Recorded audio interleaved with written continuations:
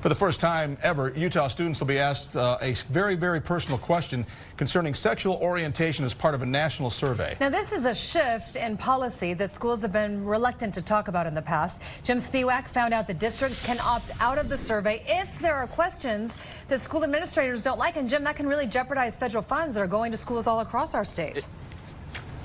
It most certainly can. And these surveys, they can sometimes dictate these federal funds, which is why they're so important and powerful. But the control trickles down to the local level. And that, according to some, is the problem. Because consider this, LGBT youth are 5 times more likely to try to kill themselves than their straight peers. And that data about why is not collected, well, that could change starting right now. I was one of these youth in question. Being a gay student in Utah, You know, an LGBTQ student navigating our school systems is not always easy for Sarah Leatham, who is finishing her college degree. I had a supportive family, but there are definitely other students that are probably not experiencing that, but we really don't know until we gather that data. And that's done through a National Centers for Disease Control and Prevention survey.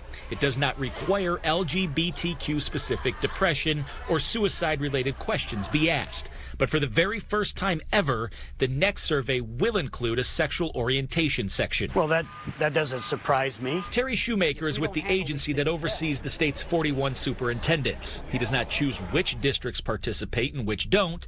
That decision is made locally. It will open up some additional data that we have not looked at nor discussed. And getting districts to be on board is important. If 60% do not participate, the state will lose out on federal funding. School districts can opt out of the survey if they don't like certain questions. If we're going to understand how to better interact, how to better help them, how to better understand their needs, we have to have some data to draw upon. Something Leatham hopes, if happens, will make living as a gay person in Utah To acknowledge these students, to see them, to recognize them. easier, safer, and healthier.